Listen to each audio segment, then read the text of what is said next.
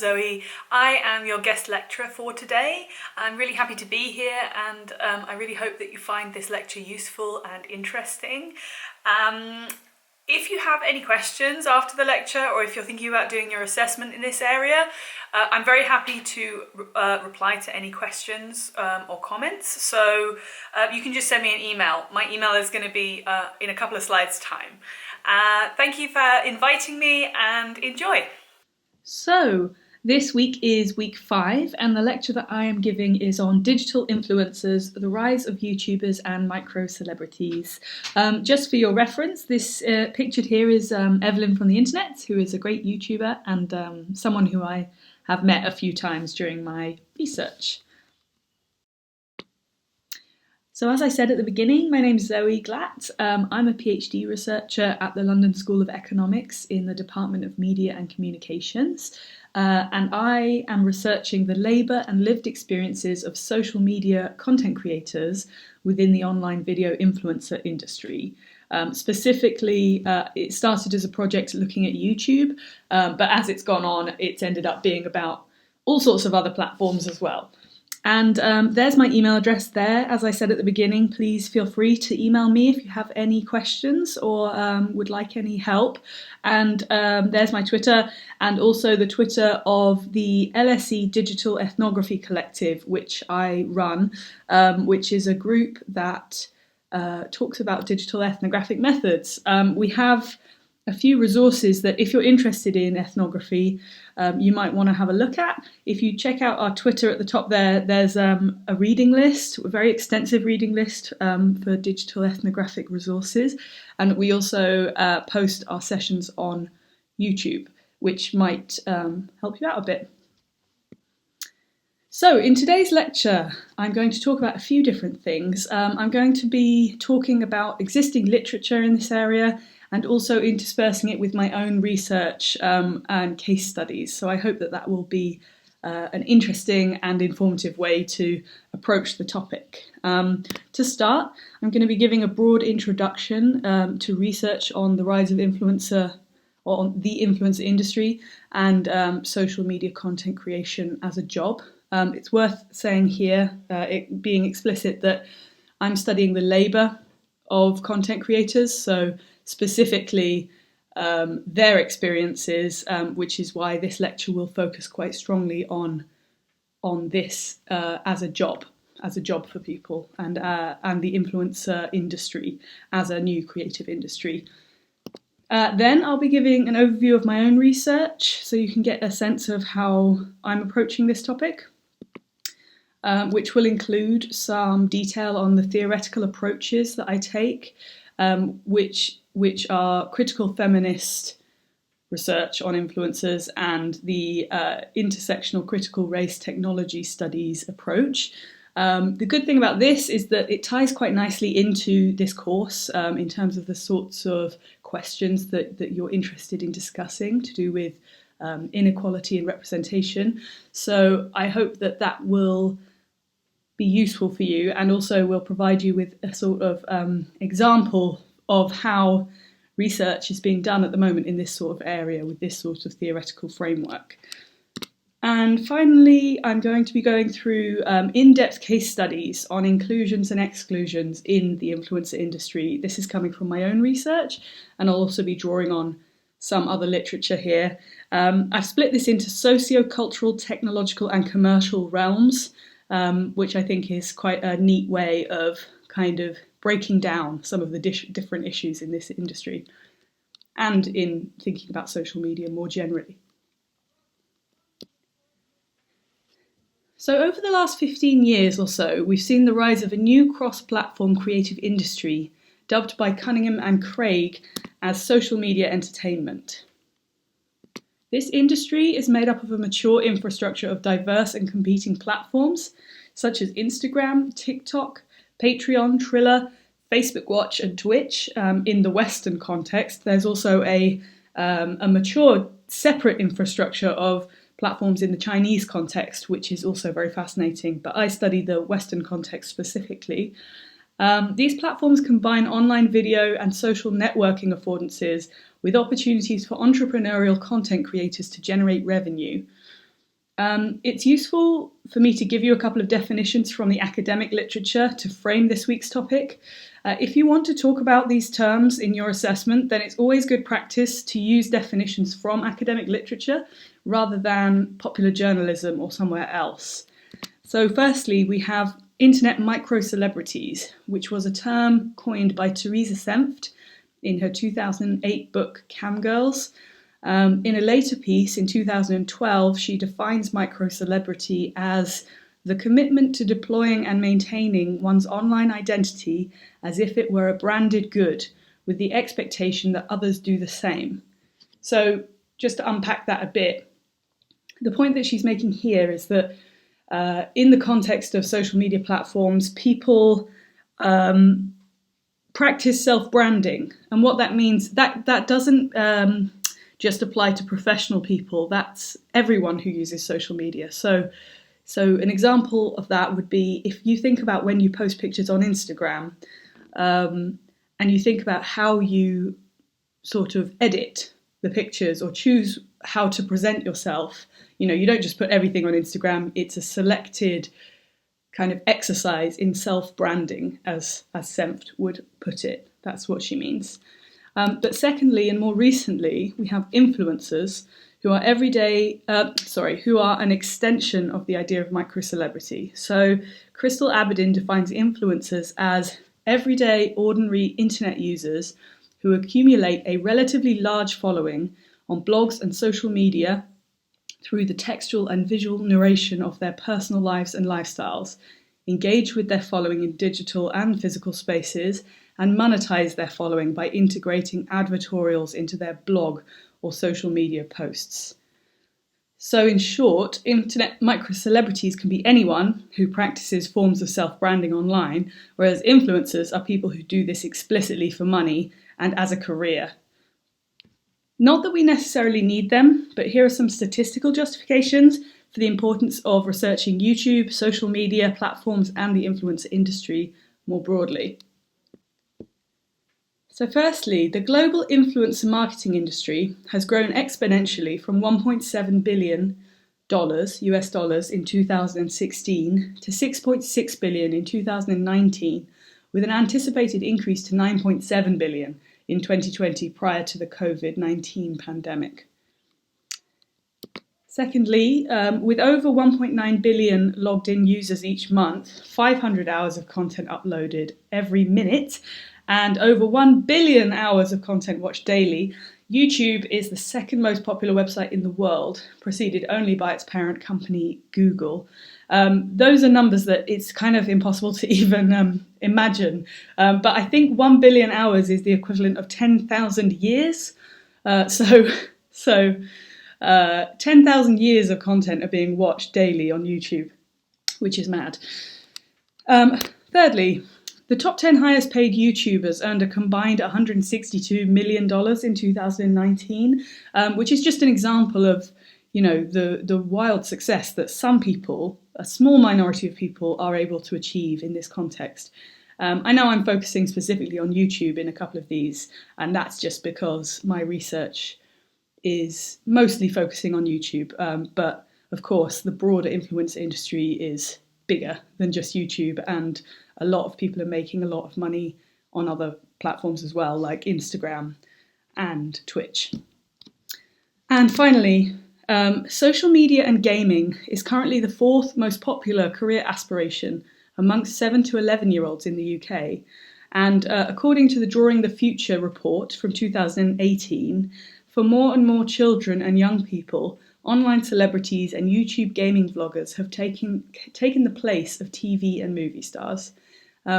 This probably sounds familiar to you, as I'm guessing a lot of you are, well, closer. You're not 7 to 11 years old, but you are closer to that age group than I am, or Francesca is.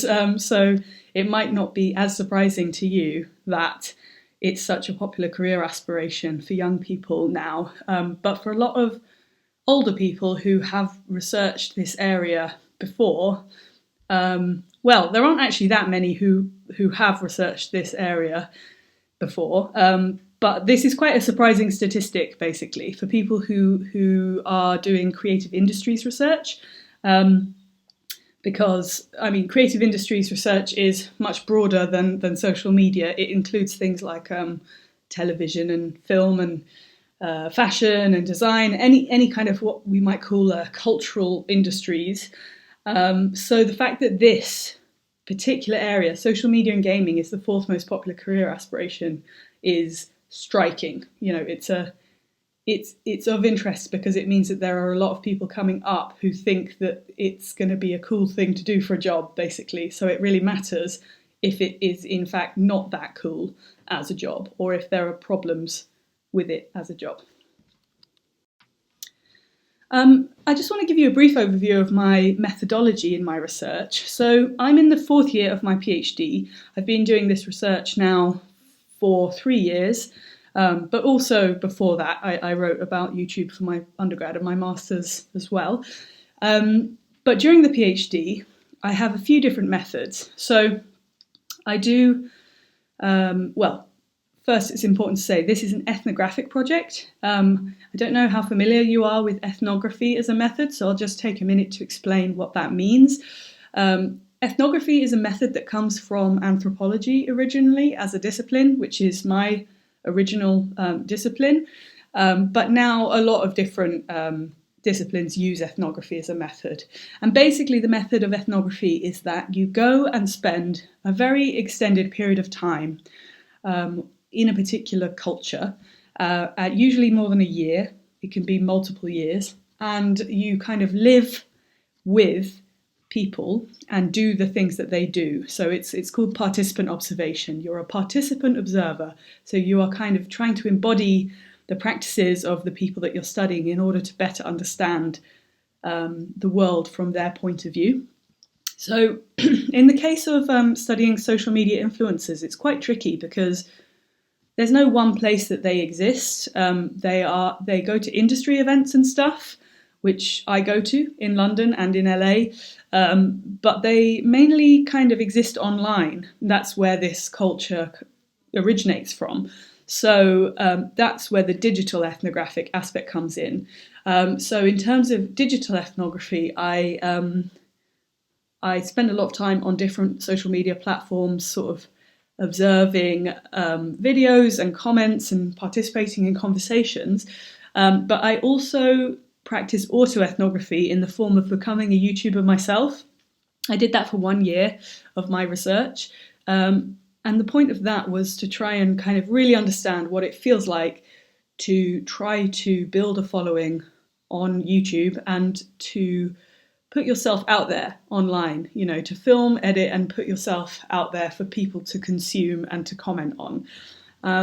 So those are the kind of ethnographic aspects. And then I also conducted 30 interviews with content creators across a very wide range, as wide a range as possible in terms of a variety of things. So as broad as possible in terms of identity markers such as race, gender, class, sexuality, age, but also as wide as possible in terms of the genre of content that they produce, and also the size of the channel. So the smallest person that I interviewed had 1 subscriber on YouTube, and that was me.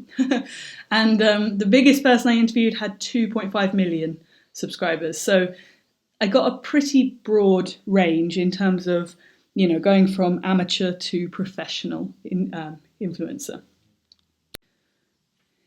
So in my research, what I'm asking is who is being systematically included or excluded from opportunities in the Western influencer community industry, and how are structural inequalities being exacerbated in this context? I'm specifically focusing on the experiences of content creators themselves, rather than looking at, for example, audiences of social media content. But if you're interested in audience research in this area, you can find a great example in a piece written by your very own module leader, Francesca, called Watching Me, Watching You, Black Women in Britain on YouTube. And I don't know if that's on the reading list for this course, but I'm sure you can ask her for it if you want to read it, or you can just look it up yourself. It's a great piece. But I'm specifically looking at the experiences of the content creators. So I'm also not looking at, well, I kind of am, but there's a sort of thread of research which you might call like political economic work, which doesn't look so much at the experiences of people, but more at the like kind of macro structures of money and power. Those sorts of approaches are quite often associated with like a Marxist kind of approach, theoretical approach, and they're really valuable too. But I am more interested in the experiences of content creators themselves. So whilst I do put them in a sort of macro structural context of like who owns what and how are, who's making decisions about what gets seen, it's all coming from the perspective of creators rather than, for example, from the perspective of platforms or, from social media marketers, for example. My research is informed by two interrelated bodies of work. The first is critical feminist research on influencer labour. There are a few examples there. By the way, all of the references that I'm putting into this lecture, on the final slide, I'll have a list of references, so don't worry too much about having to write them down or look them up yourself. So there are a few examples there. There are also a lot of other people doing this kind of feminist work on the labour of influencers. The second sort of thing that I'm drawing from is an intersectional critical race technology studies framework. That's a real mouthful, which comes from Noble and Tynes in 2016. I'm just going to take a minute to explain what these two things are a little bit. So both approaches centre questions of inequality and power, asking which people and types of representations are privileged and given visibility on social media platforms. However, critical feminist research has tended to look at dynamics of gender and sexuality specifically, for example, by focusing on highly feminized genres like beauty and lifestyle. They think about how certain heteronormative beauty conventions are reinforced. That's just one example. There are various other things going on in this field. But on the other hand, intersectional critical race technology studies takes an explicitly intersectional approach, as you would imagine. And just to explain what intersectionality means, Kimberly Crenshaw defines intersectionality as the critical insight that race, class, gender, sexuality, ethnicity, nation, ability, and age operate not as unitary, mutually exclusive entities, but as reciprocally constructing phenomena that in turn shape complex social inequalities. So that's quite a mouthful, quite a lot to take in that quote. So I'm just going to break it down a little bit. Basically what she's saying is that, in other words, there are lots of different types of inequality and they all interact with each other and compound each other in complex ways. So when you're thinking about inequality, it's important to think about how these different categories interact with each other rather than thinking of, for example, race as a solitary thing that operates on its own, or gender. These are things that interact with one another and in different ways. So in the influencer industry, I and others have found that not only are certain creators subject to long-standing discriminations, but we can identify new forms of structural inequality emerging in particular ways as the result of the platformisation of creative labour. And by platformisation, I just mean that it exists on platforms, so on social media platforms, which is kind of a relatively new phenomena. This is an advertising-driven industry that makes visible the most profitable creators, those who do not disrupt the neoliberal status quo, supporting Andre Brock's claim that the Western internet, as a social structure, represents and maintains white, masculine, bourgeois, heterosexual and Christian culture through its content. Just give you a minute to soak that in. It's a great quote.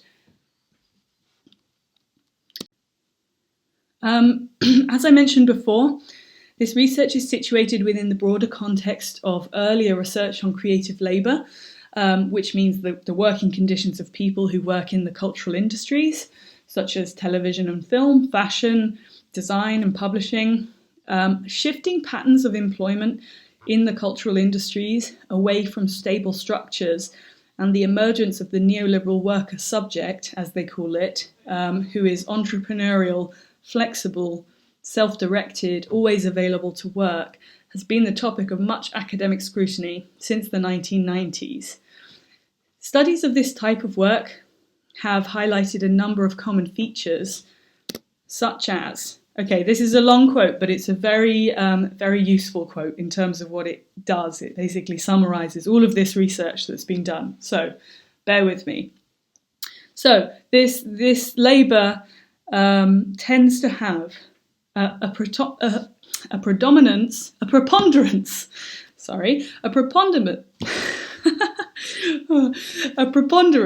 of temporary, intermittent and precarious jobs, long hours and bulimic patterns of working, the collapse or erasure of the boundaries between work and play, poor pay, high levels of mobility, passionate attachment to the work and to the identity of creative labourer, an attitudinal mindset that is a blend of bohemianism and entrepreneurialism, informal work environments and distinctive forms of sociality, and profound experiences of insecurity and anxiety about finding work, earning enough money, and keeping up in rapidly changing fields. That's a great quote because basically what Gill and Pratt do is summarise a whole body of work that's been happening since about 1993, up until 2008 when this was written, about people working in all sorts of different creative industries. I also think this might be of particular interest to you because it's likely that a number of you are interested in working in the cultural industries, seeing as you're in your department. So not to put you off or anything, but there has been quite a lot of research about the kind of some of the less desirable, you could say, conditions of work in these industries. And I know from first hand because I used to work in television, and all of these things can definitely apply to my experience working in television. That's not to say there aren't good things too, but just to kind of try and link this quote to your potential experience. I thought that's quite interesting. So during my fieldwork, a pervasive techno-utopian myth emerged about the influencer industry in the discourses of platforms and talent managers and other people working in this industry, that the influencer industry is far more open and egalitarian than more traditional cultural industries. This is really interesting to me because it's not, sorry, spoiler alert, it's not that much more open and egalitarian, but people feel that basically because anyone can create a video or a picture and put it on social media, it's somehow easier to gain success in this industry. And that's very pervasive. And it's important because when you think back to the beginning of this lecture, when I said that, working in this industry is the fourth most desirable career aspiration for young people, the fact that it appears to be more open and egalitarian and kind of free is really relevant because people don't realise how difficult it is actually to work in this industry and to get to earn any money, basically, which is why I think it's a really important thing to be researching. So the story goes that not confronted with the usual gatekeepers on their way up the ladder, talent will meritocratically rise to the top. And this is the important part. Therefore, previously marginalised groups such as BIPOC, LGBTQ+, female, disabled, working class and others are given an equal platform to produce self-representations and earn money in ways not afforded in more traditional cultural industries. However, the more time I spent in the field talking to content creators, the clearer it became that these depictions are fundamentally flawed. The introduction of platformized environments has led to an intensification of the neoliberal logics of the neoliberal worker subject that I mentioned before, and therefore, I argue, an escalation of conditions of precarity. Just want to explain that a bit better. So basically, I'll go into it further in a minute, but what I'm saying here is that contrary to these kind of, myths that this industry is so great to work in and so open to different types of representations, I actually found that the opposite is true, essentially. And actually that the precarity of work in this industry is very intense, even more intense, arguably, than in previous cultural industries, which are more developed and have more kind of mechanisms, I guess, of employment. People in the influencer industry are completely alone. They don't really have any recourse. If something goes wrong, there's no one to talk to unless they're bigger and therefore have a manager, basically. So I just want to take a moment to talk about platformized creative work, because that's the broader context in which the influencer industry sits.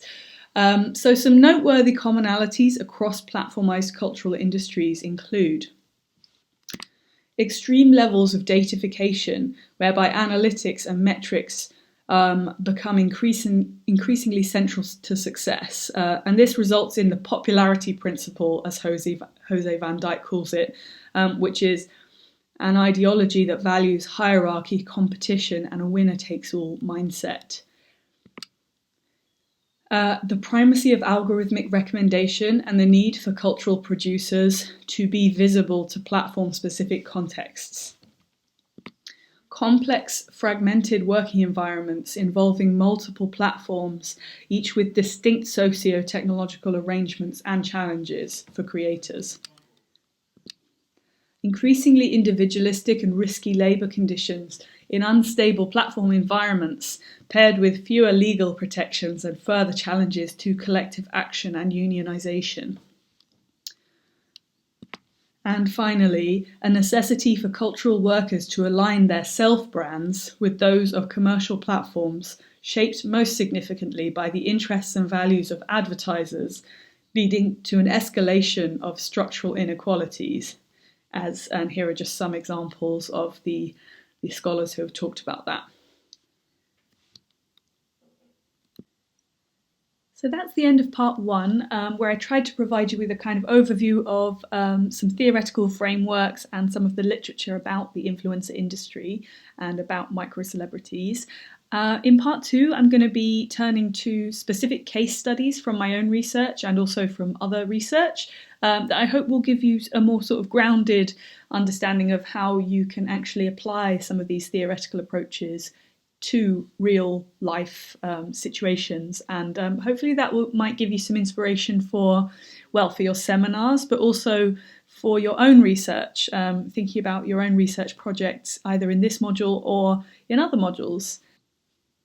So now I'm going to move on to the second part of this lecture, which is talking about my own research in terms of case studies and trying to link some of that theoretical work that we've just done into case studies and to give you examples of what I mean when I'm talking about this kind of inequality and how it actually exists in the industry.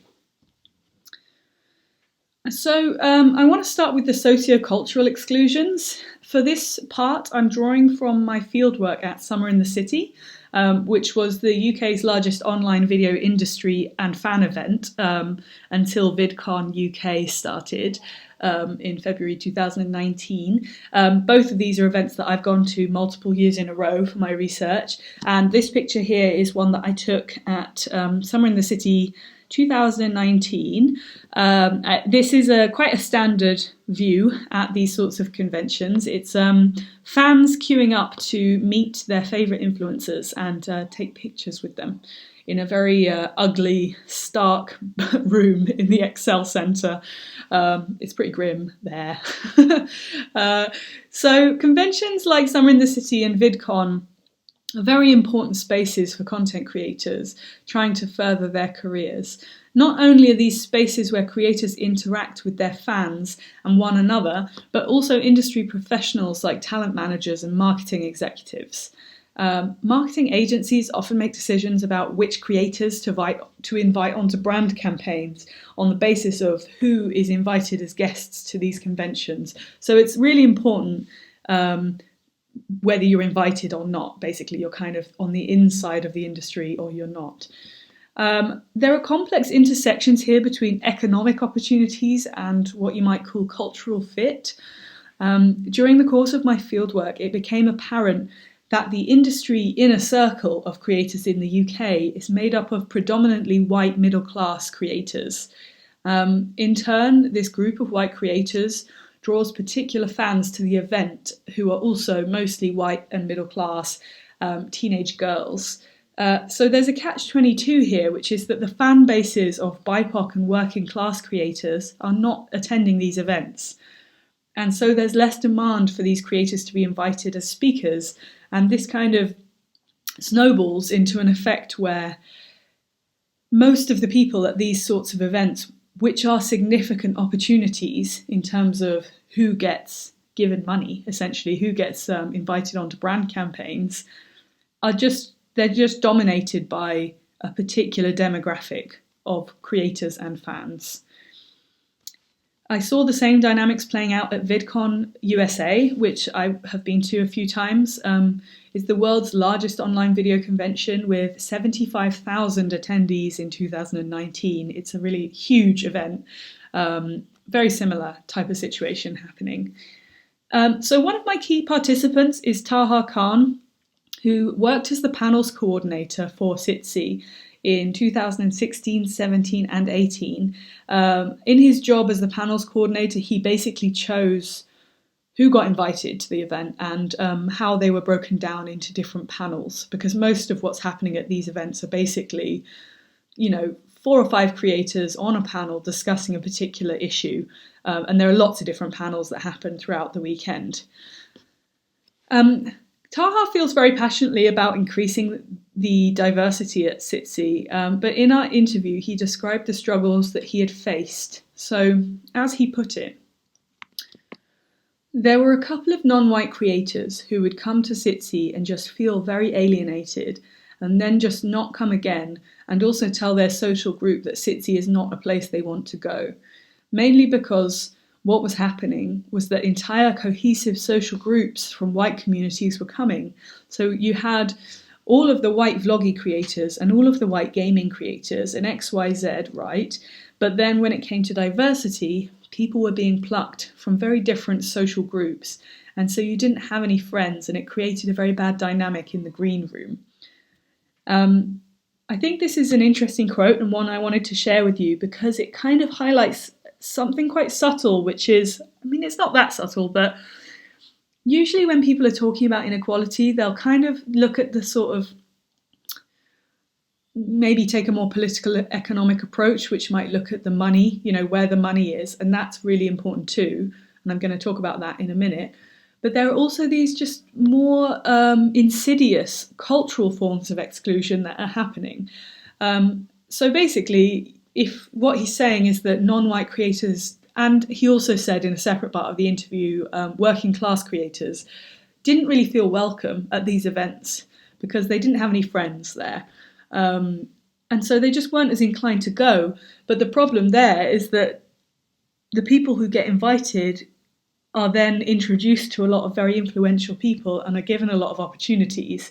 They get plucked by platforms to participate in certain things and by social media marketers. So to be excluded or to exclude yourself from these events is important. It means something in terms of your career, essentially. So Taha said that these social barriers led him to feeling that facilitating a more meaningfully diverse UK creator community was a lost cause, and so his mission changed to simply getting any smallish up-and-coming black or brown creator on a panel, because then they're on the website and marketing people just look at the website. Even if he was not able to create significant sociocultural change, at least he could use his power to try to help minority creators gain access to coveted economic opportunities. As with other creative industries, informal hiring practices are deeply entrenched in online video. It's more about who you know, not what you know, and therefore networking becomes an absolutely essential way in which creators gain access to work and income. As Ros Gill has argued, this informality raises grave concerns for equal opportunities, exacerbated by the lack of transparency in the process. Second, I want to talk about technological exclusions. So, over the last few years, we've seen stories about the algorithmic bias of platforms, which tend to reflect the demographics of those who create and profit from them. You may have heard about this kind of thing. I don't know what other courses, what other modules you're doing, but this is quite a significant conversation that's happening in our field at the moment, the ways in which the technological infrastructures of platforms are including and excluding certain people systematically. We can cite examples such as the adpocalypse on YouTube in 2007, which famously resulted in the demonetization and restricted recommendation of LGBTQ+ content. On the left here is Rowan Ellis. She is also one of my PhD participants and interviewees. And we can also think about the story in August of this year about Naomi Nicholas Williams's photo on the right here, which repeatedly got removed from Instagram, causing the hashtag #IWantToSeeNaomi. This incident happened only 2 months after Instagram CEO Adam Mosseri announced that the company was committed to looking at the ways that their policies, tools, and processes impact Black people and other underrepresented groups on Instagram. He cited algorithmic bias as a key issue, meaning that algorithms, perhaps inadvertently as the platforms would argue, are basically not recommending certain people to people and also are being censored more regularly than white people, white middle class people. In June of this year, American creator Jade Fox released this video titled "We Need to Talk: The Race Issue Between Lesbian Creators." She explains in this video that there's a stark division between the lesbian influencer community industry, between Black and white creators, with white creators clearly coming out on top in terms of visibility and income. As she says in the video, "I think the algorithm does a good job of seeing one thing you like and thinking of another thing you might like, but I think the recommended does a bad job of discovery. YouTube is definitely going to push the white people on this platform because that's the majority of people on the platform, more so than anybody else. So you have race on your side, whereas we have race to our detriment.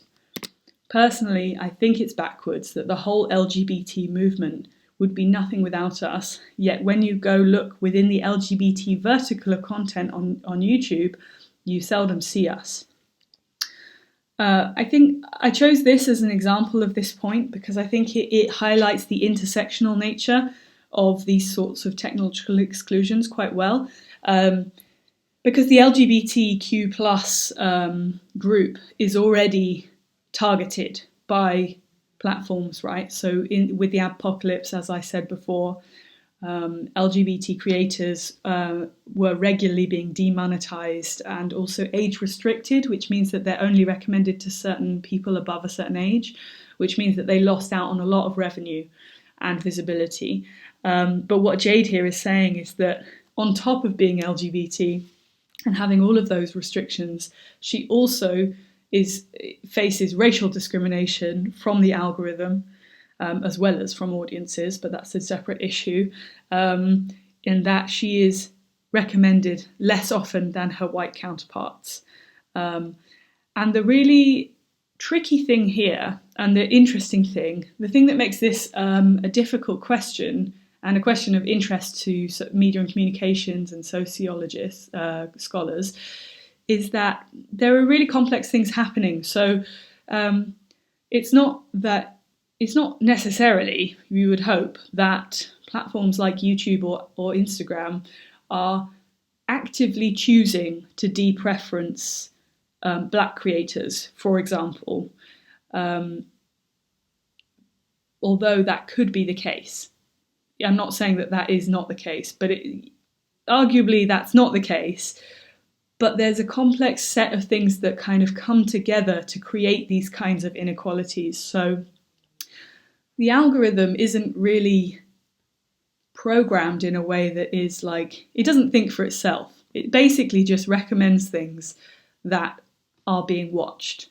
So if audiences, this is the point that Jade is making. So if most of the audience on YouTube are white, and white people tend to gravitate towards other white creators, which seems to be the case. It seems to be the case that audiences of one particular demographic tend to gravitate towards creators of the same demographic, although of course that's not always the case, but that is a sort of general trend.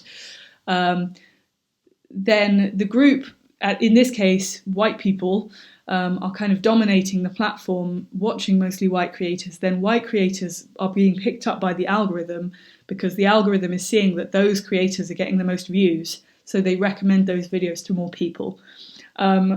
That's one issue. The other issue is to do with censorship, as was the example with Naomi's picture.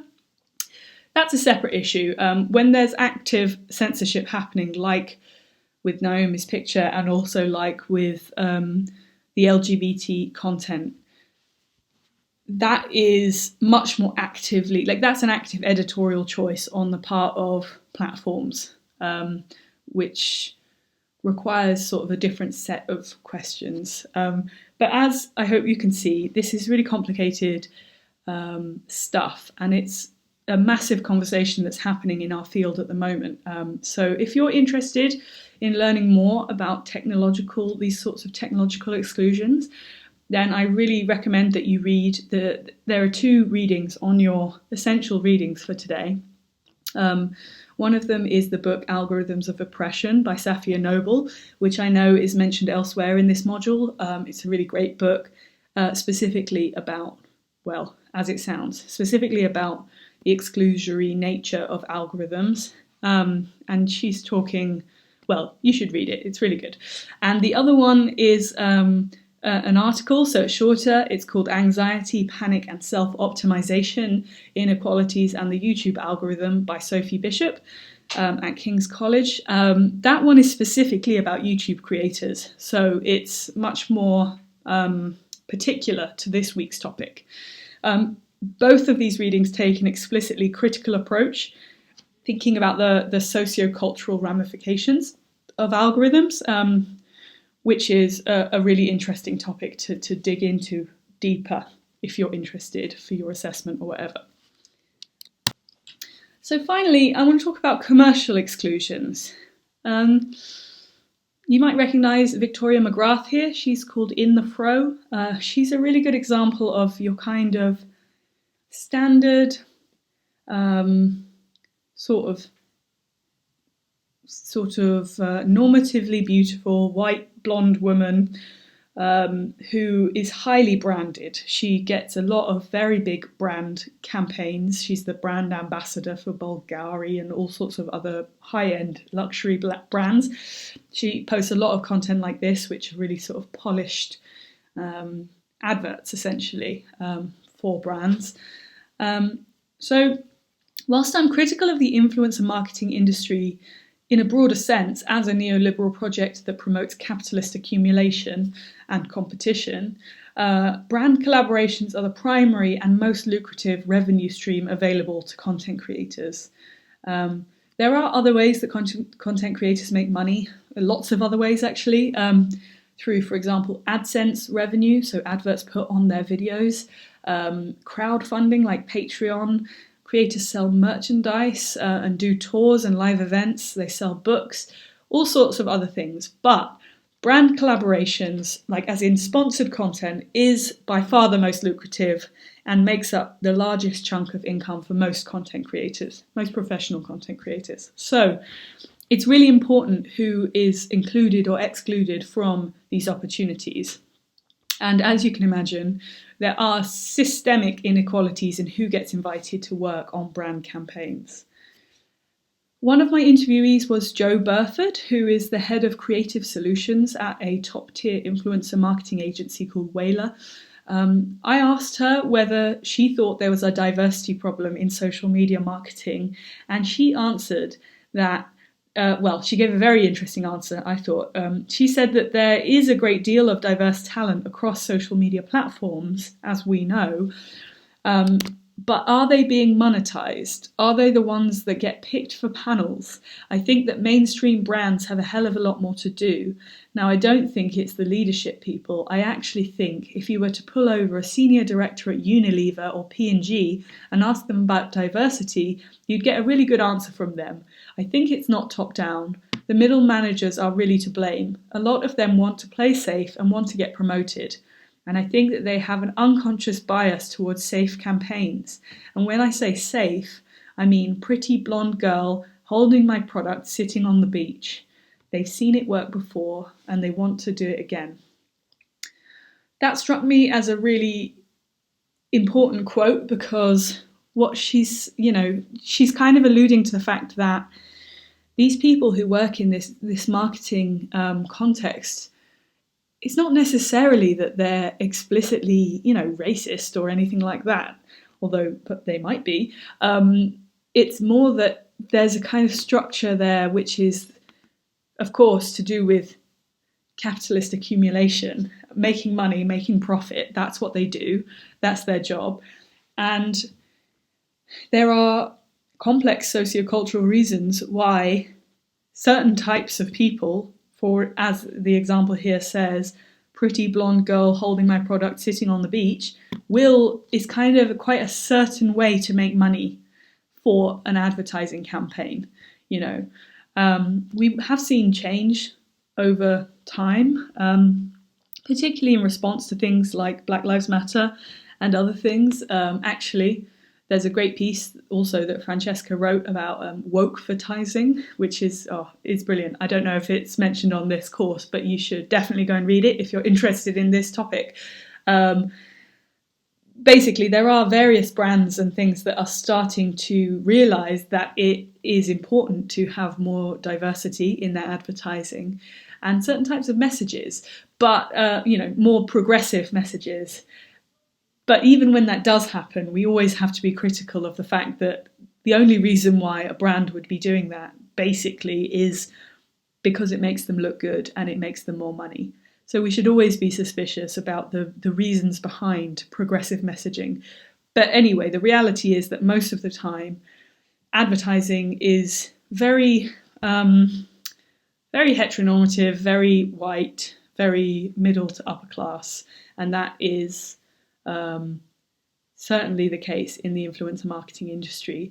And we can definitely think about how these sorts of things have been exacerbated even further in the context of COVID-19. You might want to discuss it in your seminars even. Basically, the budgets have been cut significantly, as far as I know, for influencer marketing, which means that there's less money to go around. And unsurprisingly, certain people tend to get the money. So the people who are kind of the massive influencers that are kind of a bit of a safer bet for brands, and those bigger influencers tend to be people like Victoria here. This is a competitive, linear and hierarchical system, in other words, in which certain identities, expressions and types of content are propelled into the spotlight, whilst others are cast into the shadows of obscurity, mapping onto well-worn inequalities of race, class, gender, ability and sexuality. And further to all of this, even when more marginalised creators do get selected for brand campaigns, they're often paid considerably less. So, for example, in this Guardian article that came out just a few days ago, Nicole Ochran, co-founder of the Creators Union, explained that LGBT creators, disabled creators, plus-size creators and black and brown influencers are constantly being asked to work for free. which is really something to worry about. And what I found in my fieldwork and interviews is that there's a lot of secrecy in this particular industry about how much money people earn and contracts. And you can imagine if you're like an up and coming influencer, you have a few, let's say you have 20,000 followers on Instagram or something, you're quite small, but you're maybe big enough that you're being approached by brands to do campaigns. And you have no idea, you don't have a manager, you don't know how to deal with contracts. You can imagine how people are being swindled in that situation because they're basically just taking whatever's offered and they don't have a lawyer or someone to look over the contract. And then, unless they have other friends to talk to about who are on the same campaigns, to talk to about how much they've been offered for the same campaign, there's a lot of opacity to do with how much money is being offered. So this is something that I'm interested to follow because I think that it will become a bigger issue as time goes on, more clear when there's more data about how much people are actually being paid to do jobs. And of course, we get the same thing in traditional, like in TV, for example. It was always the case that men got paid more than women because they would ask for more money and be more aggressive about how they would bargain for money. So, this is not a new phenomena, but it's kind of, in this new industry, it's just there aren't as many safety nets in place. There aren't really any legal rights for content creators. It hasn't been regulated yet. There aren't any unions, or there are some like this, but they're very small and they're not really successful yet. So it's just a bit of what people would call a Wild West context. So to finish, I just want to give a specific example of what critical intersectional research looks like. So I'm going to take a few minutes to talk about the arguments that myself and Sarah Banet-Weiser made in our chapter. That's on your essential reading list for today. So this piece is titled, "Are You Advertiser and Family Friendly? Productive Ambivalence, Economies of Visibility and the Political Potential of Feminist YouTubers." Feminist content is a well-established genre on YouTube in which creators post political and social commentary on topics such as intersectionality, politics, gender and sexuality. While looking to advance feminist cultural agendas, these creators are situated within an economy of visibility, which means that they are incentivized to adopt certain norms and trends if they wish to garner likes, views and subscribers. So, with this in mind, in this chapter, we're trying to understand to what extent are professional YouTube content creators able to present more radical versions of feminism or else push to fit into neoliberal brand culture in order to gain visibility and income. Let me just explain that a bit. This basically is bringing together a lot of the elements that I've covered in this lecture. So basically we're looking at the tension between radical politics, which social media platforms are often celebrated for being places where radical politics can be explored and given a platform. So we're looking at the tension between that and the pressures on professional creators to fit into certain ways of being in order to be visible on platforms and to make money. While there are some common messages across the spectrum of feminist YouTube channels, in our analysis we identified two intersecting frameworks. Firstly, we have transactional, which we understand as working within a popular feminist economy of visibility, concurrent with capitalist logics. That's a lot of words, let me just explain a bit. When we say popular feminist economy of visibility, we're drawing on Sarah Banet-Weiser's book, Empowered, in which she talks about the fact that feminism has become popular. And by popular, she means t-shirts with "this is what a feminist looks like," and the fact that Taylor Swift is like a feminist, and Emma Watson and all these kind of things. Basically it's cool to be a feminist now, but it's become so mainstream as she argues, that it's basically been like swallowed by capitalism. So brands are basically profiting on the fact that feminism is cool, jumping on the bandwagon, and that has essentially just stripped feminism of any real radical politics that it has, to just become a sort of empty signifier, if you like. And secondly, we have transformational, which is the more ambivalent process of attaining visibility within YouTube's attention economy as a route to radical social change.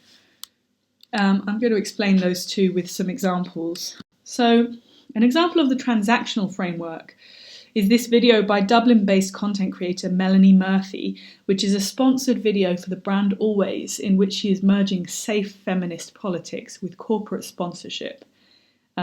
So, for example, in the video she says, "I've used Always since I was a little girl. I love the brand." And we see this as a good example of popular feminism, because basically it seems like she's kind of, pushing the envelope a little bit. She's talking about things that maybe are sort of feminist, pushing, what viewers see and what they're happy talking about. And that's great. But she's doing it to make money for Always as a brand. And Always they're basically it's a mutually beneficial relationship that these two things have. So she gains legitimacy on her self-brand through being sponsored by a big brand like Always, and Always gains access to a younger audience and more sort of cultural capital by being supported by, the authentic influencer who has a really loyal fan base. And then on the other side, we have the Transformational Framework, which includes creators who represent more radical politics and marginalised identities, including queer, transgender and non-white producers, such as Cat Black here, who face greater barriers to earning a living and achieving visibility in the social media entertainment industry. These creators are pressured to deploy a variety of tactics to circumvent the algorithmic discrimination of demonetization, age restriction, and invisibility. As she says in the video, "I want to be sponsored by things that I do believe in. I don't want to sell you bullshit." But as she goes on to explain, sometimes she doesn't really have the freedom of choice to only work with brands that she believes in, because her work is so precarious and she's really struggling She has a lot of subscribers, but she struggles to make ends meet financially because a lot of brands won't work with her, and her content is always being demonetized because it deals with more sort of radical topics. So sometimes she just has to, work with brands that she doesn't want to. YouTube's algorithm is designed to render some content more visible than others, and the logic of this asymmetry is based on profitability.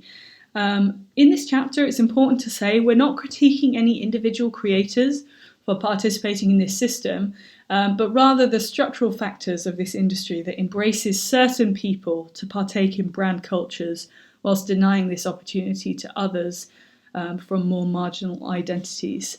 On YouTube, brandable feminist expressions are those that connect social change with capitalism and those that are politically unthreatening to the status quo. While some content creators aspire to be transformational, to change social norms, to challenge discrimination, and to disrupt systems of power, as long as this kind of transformation is built on a platform designed to maximise the profits of advertisers, there is a limit to its progressive potential. So that's the end of the lecture. I really hope that you found it useful or interesting, or preferably both. Here are some of the references, or I think hopefully all of the references that I mentioned. I think I might have missed one. But as I said at the beginning, if you have any questions or you want any further recommendations for readings or anything like that, then feel free to email me. You can also speak to Francesca because she knows all about all this stuff too. And best of luck with the rest of your course. Thank you very much.